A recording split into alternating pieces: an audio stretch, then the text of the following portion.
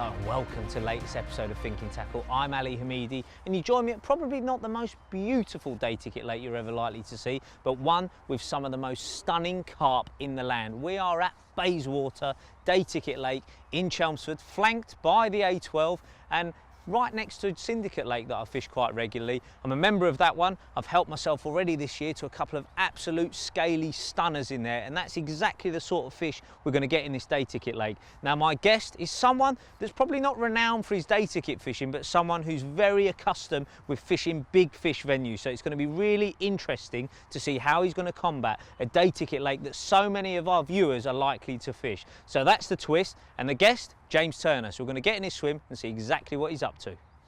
Well, James, I thought the first time that I get to do a thinking tackle with you, we might be in Berkshire or Surrey. Instead, I've brought you to Essex. How are you feeling, me old China? A little bit nervous. Yeah? Yeah. Out your comfort zone, day ticket lake? Yeah, completely out of my comfort zone. I feel like you when you come up to the height guide at a roller coaster.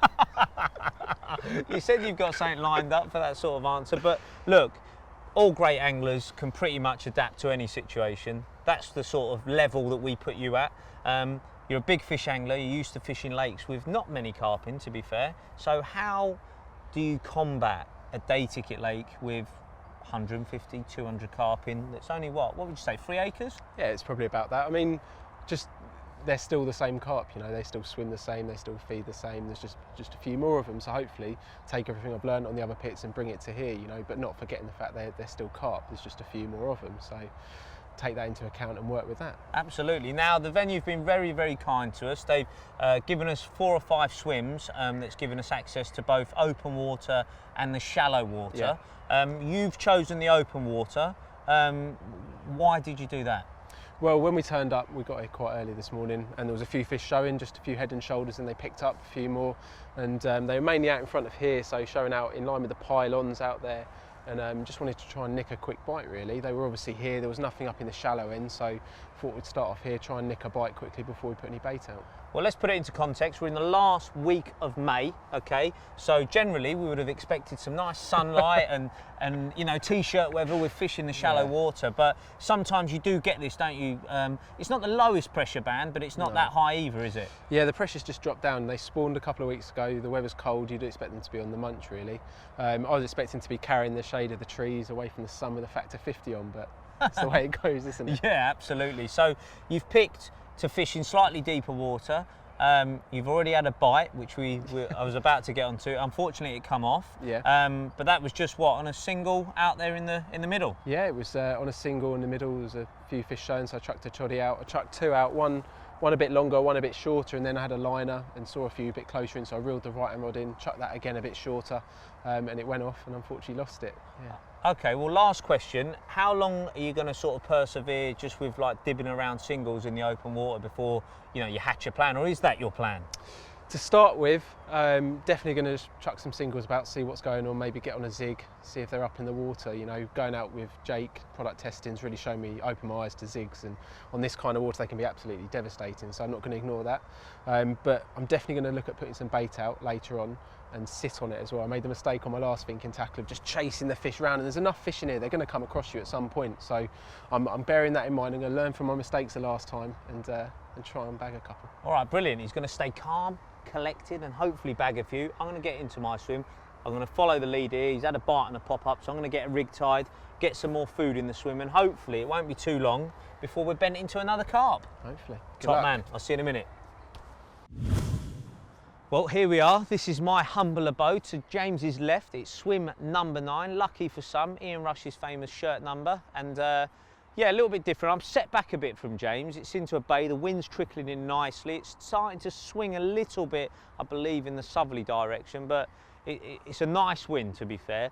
But the biggest restriction for me are these power cables, because I've been seeing fish showing further out, probably midway to over the other side really, but since a guy set up over there, I have seen fish sneaking over a little bit more, and I've actually seen a few actually show right in the vicinity of this bay, so it is looking good. Now let's talk about the rods and where I've positioned them. Now I've got 3 different options out there. I've just flicked a single out there, single pop-up after seeing James get a bite on his little choddy on the line, so the pop-up's gone out there. That's just on a little setup which hopefully, if it's successful, we'll show you later in the show. That's out there to the right, almost in line with that big pylon, and short of where my other 2 rigs are, because I've actually had a couple of liners, one on the middle rod, which is fishing hard on the deck, on my little fluorocarbon rig that I really fancy, a tiger nut infused in loads of squid flavour, and also tipped with a little bit of squid corn, so fake corn that is. So a couple of options there, but the reason I brought that rod a little bit shorter, like I say, a few liners, so I'm suspicious that there's odd fish closer in, and that's the great thing. When you've got the rod set nice and sensitive, not too tight and not too slack, you get a nice little angle in the bite indicators there. When they go up and down, you can tell if fish are roaming around, and that just gives you a little option. It's good to keep an eye on them sometimes. I think people often ignore what's happening, you know, when they just get bleeps up and down. They're either thinking that the baits are being mouthed or something like that, rather than thinking it could be liners and fish are closer in. And then finally, on the last rod, the left-hand rod, I've got a zig, but a short zig. Now, it's been really successful for me in the past on Thinking Tackle. It's also produced some great fish on the Syndicate Lake for me, and that's sort of 2.5, 3 foot zig. And if you think that fish are not always ravenous throughout the day, and sometimes they could be scooting over beds of bait on the bottom. You know, there's been a weekend of anglers on here, and this is straight after bank holiday, so there's a lot of baits probably gone in here over the weekend with not a lot of fish getting caught. So there's fish going all around, and my pop-up off the lead there, if you like, a little bit of foam, full of flavour, it's just a different option. So I'm trying to keep it all open. There's one just shown there. Again, just a bit past under the pylon, so I can't really get under there, but I've got all my options covered. I'm hoping by playing it softly, getting the fish to come in. I've trickled a little bit of bait out already, a bit of buffet, tigers, corn, chopped boilie, and I'm waiting for some maggots to come down as well, just to give it something different. So options are open. I'm gonna watch the water, wait for signs off the bite alarms, and just see what's happening really. If I think I need to make changes, I will do, but for now it's a matter of sitting tight, trickling the bait in now and then, and taking it from there.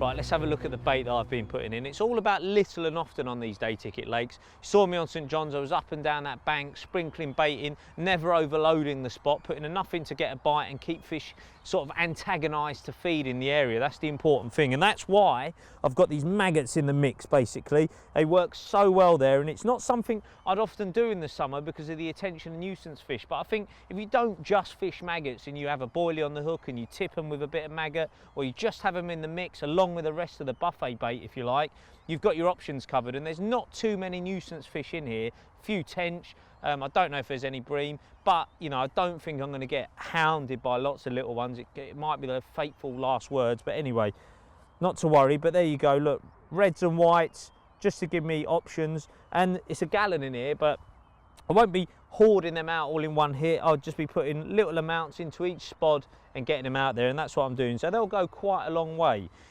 Now onto the rest of the bulk bait, if you like. This serves me so well from lake to lake. It really is a wonderful little concoction of great baits that will work absolutely anywhere that you go carp fishing. The first thing you'll notice, these have got a slightly more fluorescent tinge to them. That's because I've glazed them in like a corn twist liquid.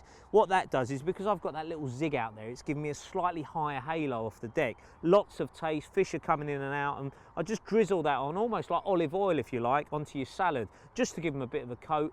Added taste, added attraction, and that gives them that little bit of extra va-va-voom. So that's important. Now you'll see I've got 14 mil cell boilies there, half baits as well, some tiger nuts, and also corn. So 4 baits there that carp absolutely adore, and that's what it's all about, giving yourself different options. So whatever comes in your swim, you've got something there to catch their attention. So I'm going to keep the bait drizzling in from time to time, and hopefully getting more and more fish, getting used to coming into this area and tasting what's out there. So without further ado, I'm going to get in the bivvy, get out of this drizzle and tie a new rig.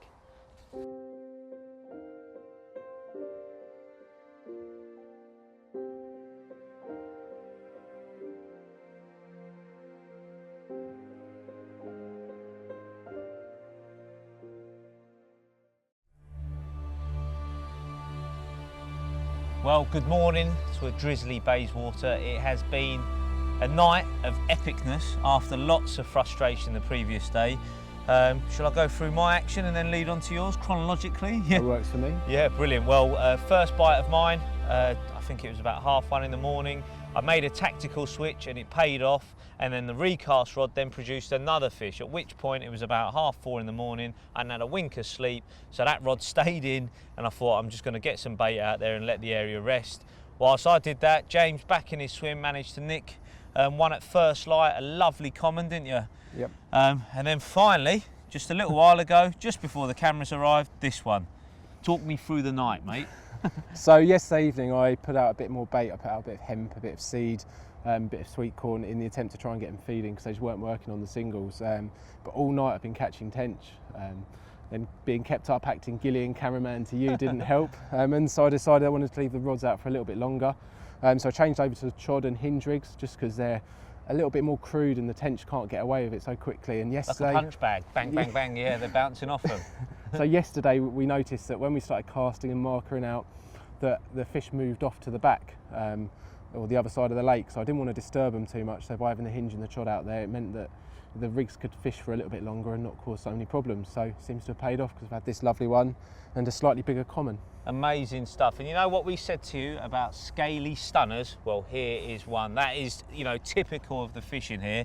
You're made up with this one, aren't you? You can see why people come here, can't you? Yeah, absolutely. So tactical changes, we kept working at it, and that is what day ticket fishing is all about. So we'll get this one back, and hopefully when this drizzle dies off, we're going to catch up with Mr. Turner and look at exactly how he's presenting his rigs.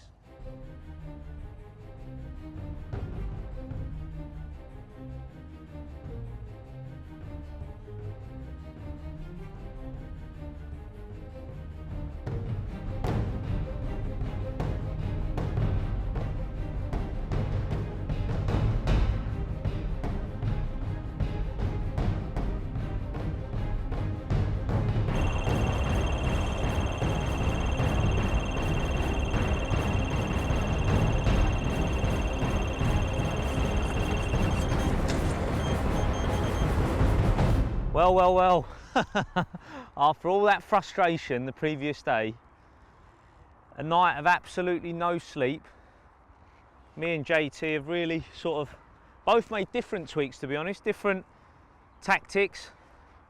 I've gone for my favoured solid bags, and I've been getting quite a few bleeps and different things, and I've actually adjusted the lead system in this solid bag. Again, there's a no leader rule, so I've had to, sometimes I go to sleep or I doze off and I come up with things in my sleep. It's really weird. And I've done this with this exact rod. And literally I've just put out a little bit of bait, topped the area up, like I say, probably for the last 4 or 5 hours. Definitely from about 4 AM, I've not had any rods on the spot. Well, not the rods that I caught off. The last one, the last fish wiped one of my other rods out. And so I didn't fish. Put some more bait out, and we've made a number of changes. And like I say, that is what day ticket carping's all about. It's about working the swim, working the situation, and trying to suss out what you need to do. Because when there's fish on top of you, there are things you can do, changes you can make to get bites, and that's what we always try to pride ourselves on when we make these shows. Well, it looks like a nice fish, this one. Oh, no, it's got no depth to it. Nice tactical change on the lead system. I'll show you that in a second when we've got it in. Ah, bingo. Lovely. Al? Yeah. Your way? Yeah. Well, we're just unhooking that one. I was just getting a new rig prepared to get that rod back out on the money. I was slightly concerned that this hadn't been moved, or had it been moved, but obviously it was all good, because while I was sat in the bivvy, JT was unhooking the fish and it was off again, the other rod on the spot. And I tell you what, it's such a relief when you go to a new water and you make changes and it works. Absolutely buzzing now. No sleep, keep saying it, don't want to sound ungrateful, but it feels good now. It makes it all worthwhile, and to catch them in the daylight so we can share it with the camera crew, brilliant. Now I feel happy that I'm doing something that works, and that I probably don't need to change much more when you're getting bites this quickly after casting out, really. And I'm sure actually having the lines out of the water for a short while after those fish, not recasting, hasn't done me any harm whatsoever. And that is a nice fish, well spawned out. They all are, and that's a good sign that they've got it out of the way, and they're switching on the munch, because we saw a lot of fish showing. In you go, JT, new net set up. That's a nicer one. Boom, another one bites the dust. And all drizzle all over the lens, bosh. Here we go, 21 pounds, 12 ounces. This is the first one of the double act. Pulled me all over the shop, but I just had to get the rods back out before I weighed it. But what a torpedo, an absolute stunner, and a 20, so all the nicer. And you know what, a member just down the bank, Rob, he saw the second one go into the net. So the breaking story is, when he caught that one, it was 33 pounds, but it's spawned out now, so I'm guessing it's not going to be quite 30, but all the better, it's a bigger one, sat languishing in the landing net. But for the minute, I'm going to appreciate this beauty, get it back, and we'll have a look at the bigger one. Well, we've just weighed it, 28.2, so not the 30 pounder it normally is, but you can see exactly why. Have a look there, totally horizontal there, flat as a pancake, as we like to say, spawned out, and a nice healthy carp. So let's lift it up and show you. It really doesn't matter, it's obviously one of the sought after bigger carp in here, but I'm used to catching them all spawned out when they're bigger. So there we go, 28 pounds, 2 ounces, fish number 4. It's all coming together very nicely indeed. And what a lovely, lovely carp. Big old mirror carp, just how I like them. Well, ladies and gentlemen, finally, after a manic morning, me and JT are going to have a chance to sort of sit back and reflect on exactly what's happened over the last 24 hours, to be fair, because we've had to make a lot of tweaks throughout the day, haven't we, under a bit of pressure? Definitely. The camera crew with us, you know, you're breathing down the neck, there's fish out there, they're showing, just want to get a bite on camera, break the duck. And yeah, we've really had to adapt and overcome very quickly and hit the ground running. Yeah, normally we get here a day before the crew are here, so we get a chance to sort of sniff it out, work out what we're going to do, but we've actually had to do that on the run this time, and we've both had to make a fair amount of change. And we've got this rig in my hand, which I can actually hear, I think in my ear, yeah, I can hear Dovey and Dan, yep, they're both laughing, all right, because you've got a big old long braided rig, which, to be fair, I'm guessing comes from your big fish game, where it doesn't get tampered with too much. Definitely, you know, when you're fishing over particle and lots of small bits of bait, you want something that's nice and flexible. You know, they only said there was a few tension here, not very many nuisance fish, and you know, just been proved wrong. Up all night, the bloodshot always say it all, don't they? So, you know, that wasn't the one, definitely. You know, if it's in the edge or in a solid bag, maybe you can work with it and it gives you the right presentation, but for out there in the middle where you're getting picked up and swung about and going 360, it's not the one, is it? Well, off camera we called this the orbital rig, because I can imagine with 2 bits of fake food on the end and that lovely supple thing, yeah, something for the rud and the tench and everything to grab hold of, that's being sort of going round in circles for most of the night. Disco rig, let's call it, hey? Dancing around. So you had to make a change because, yep, you're worried about it just being messed around with and never being settled, yeah? Yeah, you know, yesterday when we saw the fish, we cast at them and they were there for a bit. The more we cast at them, they moved off the back. So I wanted to leave a rig out there for a bit longer, as I mentioned this morning. So I wanted something that would not get tampered with and would hopefully avoid the attention of the tench and the rud. Now, before we get onto this, you did have a naked chod and you had a bite on it in the day yesterday. Yep. We see that all the time. So why did you move from that, which is another rig which acts like a punch bag and tends to repel the attentions of nuisance fish, yeah, and you moved on to the hinge stiff? Why did you do that? From my own experiences, I found it presents better, hooks better, and if you can get away with using it, I'd always use it over a chod. So you'd use the hinge all the time. Right, brilliant. So let's have a look at your one, because slightly different to the ones we get to see, and we've seen it combied and all, yep, sorts. So talk me through how you like to set it up. Well, I'm fishing it with a leg clip. Generally I'd fish it with leg core, so I'd fish it on a helicopter, but I'm more than happy to fish it like this. I'm just using a short length of tubing behind it, fishing it semi-slack, and then I've got a nice loop there with a bit of putty, and that just helps to kick it away. The, yep, bait itself is really critically balanced, so you do put it in the edge and you watch it swing away. Here you've got a small swivel and then, yep, a small section of the stiff filament. Yep, so you've got like a little micro swivel. How long's this this piece of coated hook link? Is it semi-stiff or soft? It's soft. Yeah. You know, out there it's quite clayey. You can actually see on the leads, some of them, they've got clay residue left on from where you've where it's I've landed. wound them in. And I just wanted something that was going to settle nice. There's quite a lot of low-lying weed, and I just wanted something that was going to sit really nicely and sit over that. So literally you've got overhand loop or figure of 8 at either end. Yep. Yeah, longer one at that end. And then before you've made that loop, you've just sort of put the micro swivel on. Yep. And completed it all. Would you ever use a micro, like a ring swivel there, or do you think that just the swivel part's fine? There's more than enough movement for me there. You know, this all comes from when I used to fish it with a stiffer boom, and if I want to fish it with a stiffer boom, I still use that setup there, and it just gives great hook holds and fantastic presentation. Okay, and then hook size, that looks really small. Is that an 8 or a 10? It's an 8. Okay. Yeah, fantastic. They go in, they don't slip, you don't generally lose them on it, touch wood. Yeah. So it just all sort of moves away nice and slowly. Yes. And the important thing is when it's getting tampered with out there, Yep. it keeps punching back out there. Yeah. Yeah, I mean, to be fair, all the underwater footage that we've seen, all the work that we've done watching them underwater, that is so important. When you're on lakes with a lot of fish, whether it's nuisance fish or lots of carp, it gets so much attention in there that just having that rig that constantly resets itself after an aborted pickup or whatever, it's absolutely vital, because you don't want to keep having to recast, do you?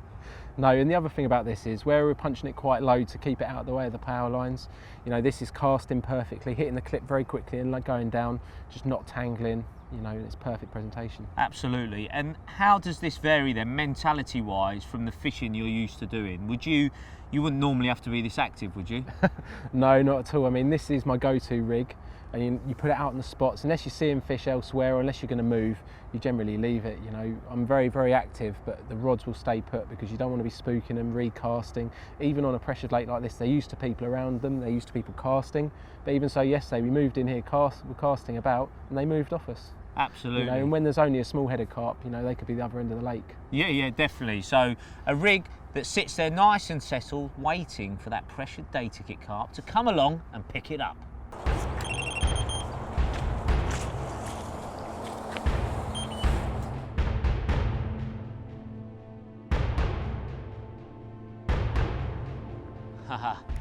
Well, this was quite a epic battle to start with. It shot straight for the reeds, and the spot really is producing bites now with some consistency. This is the third one in the day. I've had a couple of other occurrences, a small rudd as well, believe it or not. So there's a lot of fish activity over the bait, and I promise you, if we get this monkey in, we'll have a little look at the tinkering that I've been doing and how I've sort of worked the swim and the changes I've made to start getting bites consistently on a lake that any of you can visit any time that you want. But I'm really starting to enjoy it now. I love it when it sort of starts going right, when you're working at it and you see fish and you're not catching them. It's the sort of frustration that I bet, you know, thousands of you out there all feel from session to session, but you know, it's totally normal. We all get it as well. You might think we're the pros and we work it out and we just catch wherever we go, but I promise you it's not the case. We have to work it the same as anyone else and really try to assess the situation and understand what we need to do to get bites. But it's all about reading the swim, knowing when to feed and what to put on the hook, and it's all these little tiny percentages that when you start putting them together in the right order, that's when it starts to work out. And it's so funny with yesterday's fishing and now today, total transformation really. I do love using solid bags. When it starts working, you kind of know you've got so much attraction in your mix there and everything else that it really can. It does tune them straight into the hook bait, straight down to that orbit where you want them to be. And I'm putting in some attractors into the bag as well, and that has definitely transformed fishing the swim to fishing the net. And I'm trying to feed the swim little and often, you know, never putting loads in one go. I'm now introducing boilies, 2 sizes, 2 types with the catapult as well, along with spodding out the buffet and some boilies in there to sort of give me a localised nucleus out there. So I've got a central hub, if you like, of different baits, and then I've got boilies spread almost linking the other rods. I've just I've put a right hand rod out as well now, just off the reeds, because I saw a couple of fish show. So it really is on the up. And when it's like this, you don't want it to end. It's a common, a naughty, powerful common. We saw that beautiful one that James had this morning. There really are some cracking fish in here. There you go, the residue of the solid bag at the top of the inline setup. Get the net in position.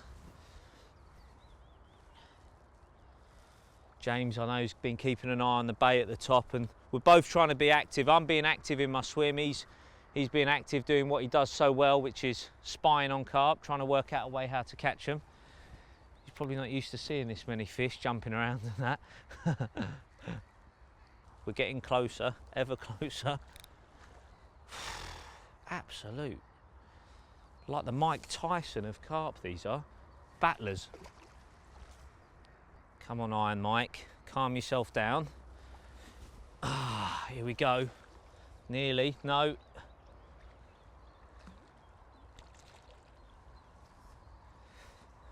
This one might be Iron Mike. But I'm Evander Holyfield and I've won this battle. Brilliant. Wicked.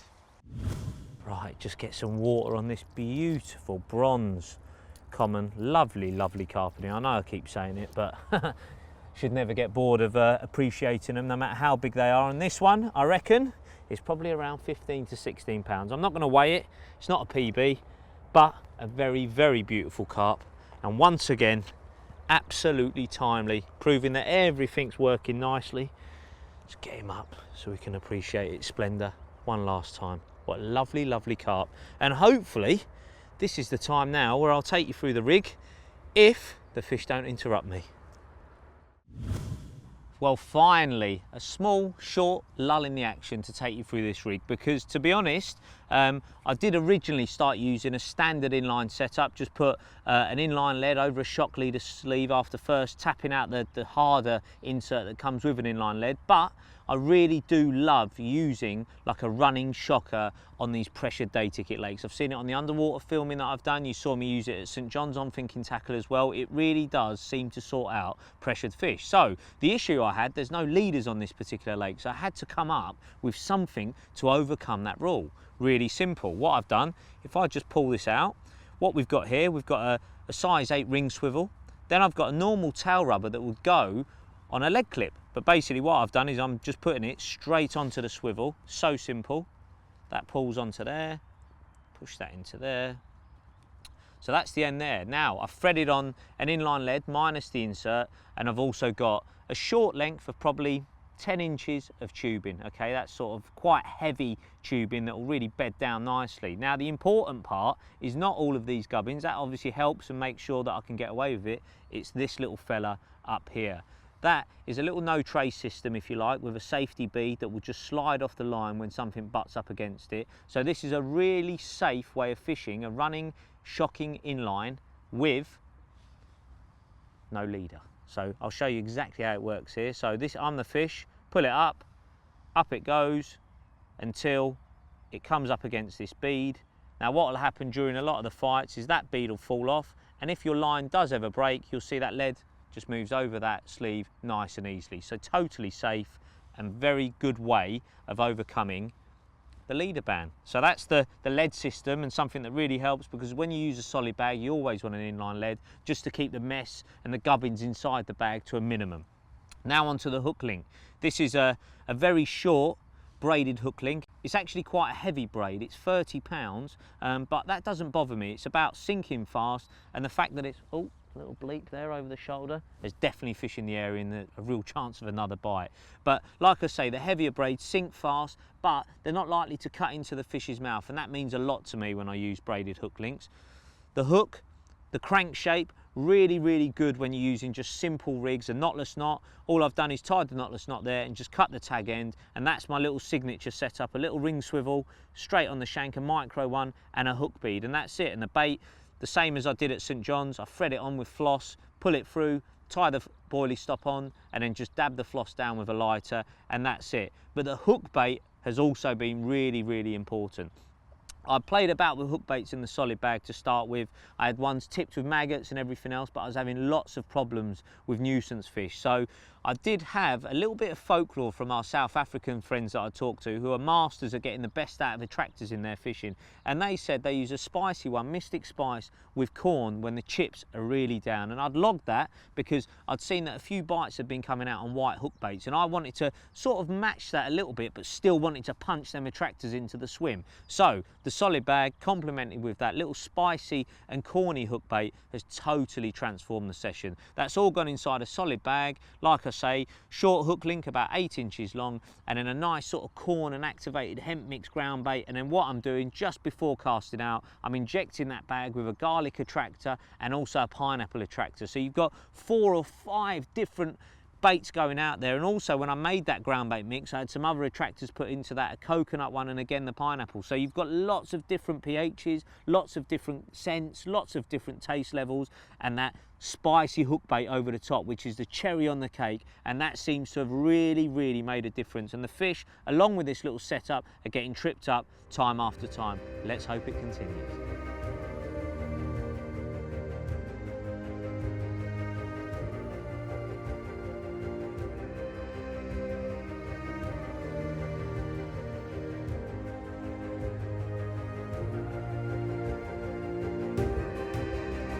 Well, there we go. Been keeping an eye on the bay all day down this end, and I noticed a few fish moving out a bit further. There's a bit of a depression out there. So flicked out a choddy, nice little low one, nice and balanced out. It was only out there a couple of hours and it roared off with this one. Now, I can't tell for certain, but it looks very similar to the one I had this morning. It's got 2 hook holds in the mouth, so until I compare with the photos, I couldn't tell you, but it's either its brother or a very, very close relative, but lovely fish all the same.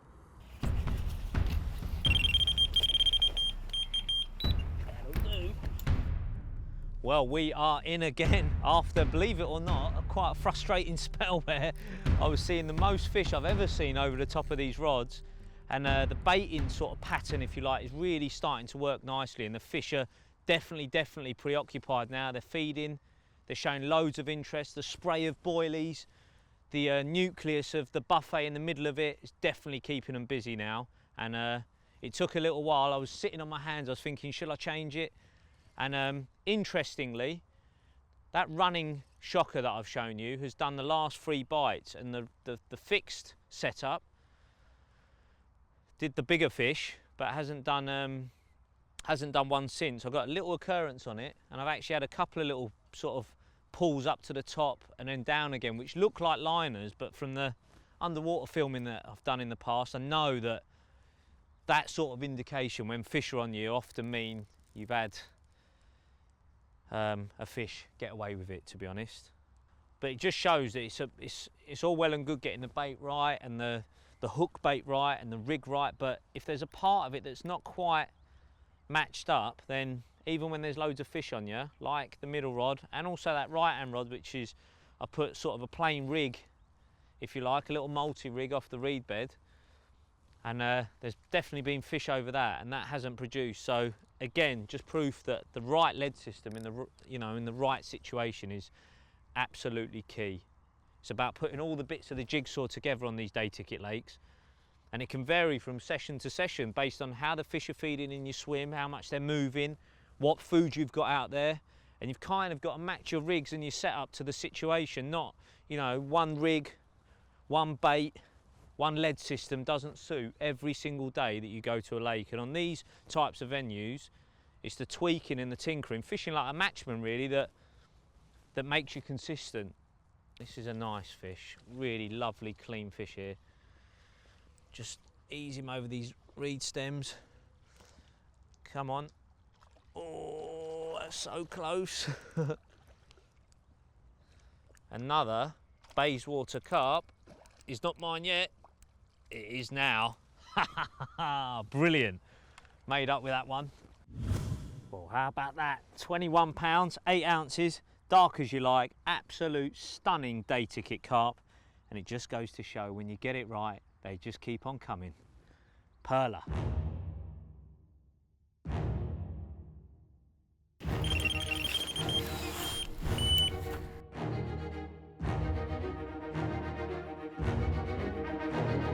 In she comes. There we are. Number 7. Ha ha ha. Brilliant.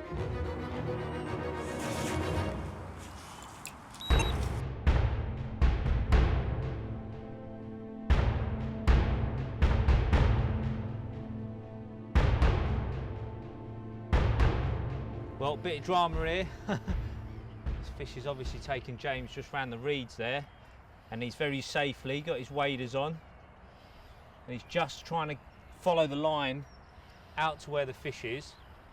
And that's the thing, when you have these cutbacks of reeds, sometimes if the fish go that way and you can't get an angle on them, they go in there. I've had this happen to me a few times on other lakes in the past, and I found myself carp wrestling in the reeds. And our little ginger ninja out there is about to do the same thing. Go on, ginger ninja.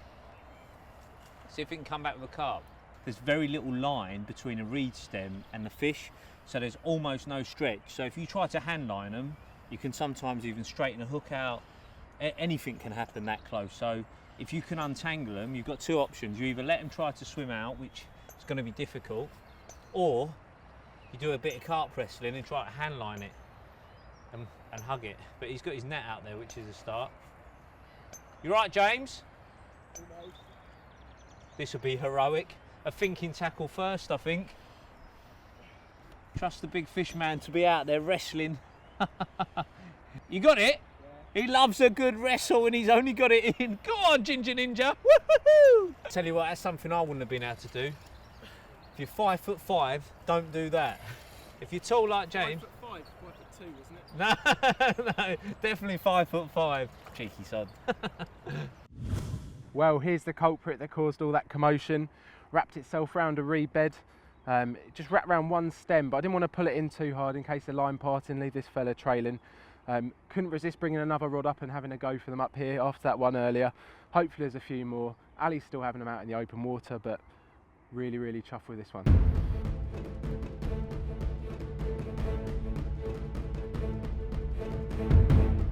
Come on, come on, come on, number 8.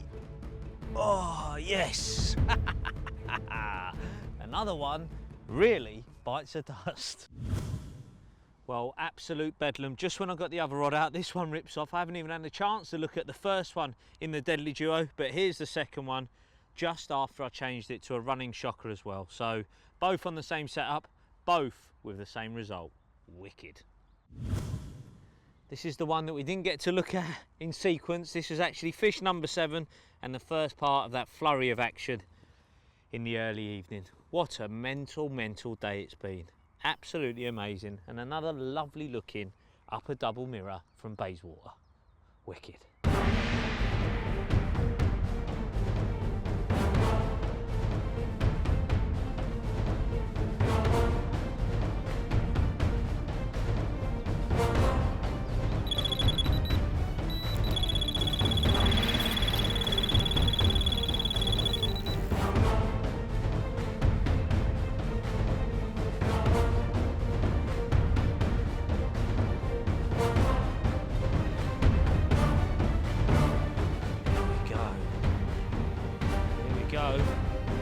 Here we go.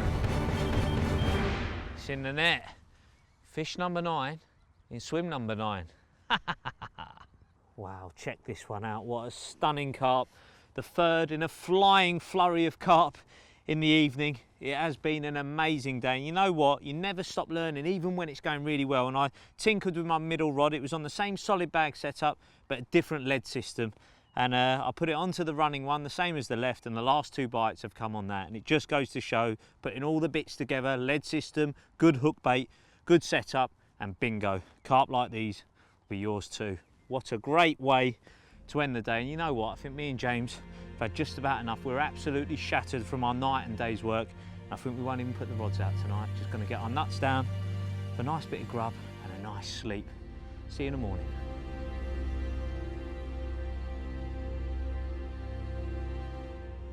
Good morning. You join us on our final morning of the session.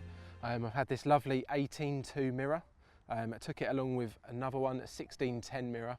Had them both just before the camera crew got here and just after casting out. Wasn't planning on fishing last night, as Ali said.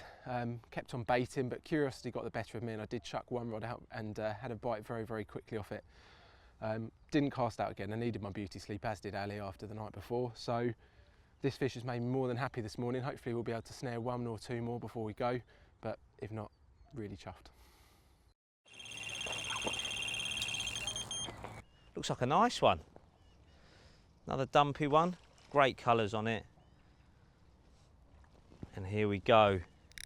This, if I'm lucky enough to get it in, is a sweet moment into double figures. Fish number 10. Beautiful.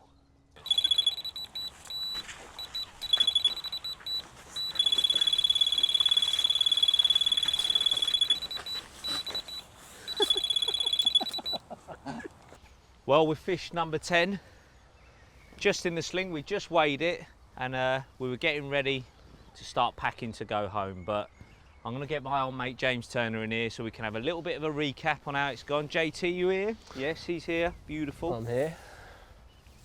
I'll step back a bit. But I'll tell you what, James, you know, when we came, we really didn't know what to expect, did we, from this particular venue? No, it's, you know, the lake's changed through the 2 days that we've been here. The first day was very, very difficult, and as we tuned in, worked out what the fish were doing and adapted our methods to suit, you know, we've really kind of worked out what we're doing, what we need to do, and, you know, it's clearly working. Yeah, and it's really worth adding because there's a lot of day tickets in the country, and some of them, when you go to them, I despise it, mate, the state of the fish and everything. But here they are absolutely immaculate. That's testimony to how it's run, isn't it? Definitely, you know, sensible rules, good bailiffing, you know, the fish are all in great condition, perfect mouths. You can't really ask for more than that, can you? No, absolutely. It's worth adding as well, folks, like a lot of day tickets, you can just turn up and fish, like you can pay your ticket, but here they've got an ingenious way of running it in the way that you have to have sort of like a membership card so they can keep track of everybody that comes here, so that if anyone's up to no good, leaving litter, you know, behaving badly, you know, just all the things you often see at day ticket lakes, where you won't get that here, because if you do it, you're off, and that's a great thing, isn't it? Yeah, fantastic. And then the final point really, James, the contrasting methods, because I think when we arrived that first day, it was quite nerve-wracking at times in the way that we didn't know whether it was going to happen. You nicked a bite, but we've had two methods that have worked really well. Yeah. The thing that I found really interesting, Ali, is, you know, fishing with you for probably the first time of any length of time, looking at how you approach it. You know, you're tweaking your lead system, you're tweaking your rig, right down to the minute details. And when I feel I'm not getting bites, I'm going off looking for them, you know. And I said at the start that I wasn't going to chase them, and I end up eating my own words and chasing them up into the bay, trying to stalk them, because it's the type of angling I do and I enjoy. But whereas you're tweaking your approach, you know, it's really working for you. Whereas if I'm not catching and I don't think the fish are in front of me, I'm going to try and move and make it work for me like that. With the type of fishing I do, the rigs I've got, you know, I've got utmost confidence in them. And if I'm not getting a take, generally it's because the fish aren't there. You know, when I hook a fish, I land them. Generally, if the fish feed, I'll hook them, hopefully. So yeah, but on these places, it's small, and there's carp traffic over you all of the time. And if you're not catching, then you're doing something wrong, and that's critical, isn't it? Definitely. You know, you can make tiny adjustments, and that's what we've tried to show you throughout this show, how making little tweaks through the day can just totally transform it. And they battle absolutely like thugs in here. They go for it. Here we go. It's been a belting session. I've absolutely loved it. Amazing carp. Fish number 11. What a session. Well, there you go. This is fish number 10. We just slipped back number 11, a beautiful common of mid doubles. This, the bigger of the two, at 20 pounds, 4 ounces, and typical of the stamp and the beautiful scale patterns of these Bayeswater carp. Fantastic. I mean, 48 hours ago, we couldn't have hoped for more than 7 and 11 fish each, could we? So it's been brilliant. Yeah, superb stuff. Unfortunately, that's all we've got time for in this episode. For more tips and tricks from this series, visit thinkingtackle.co.uk. From me, this beautiful carp, and JT, thank you very much for watching, and see you on the bank sometime.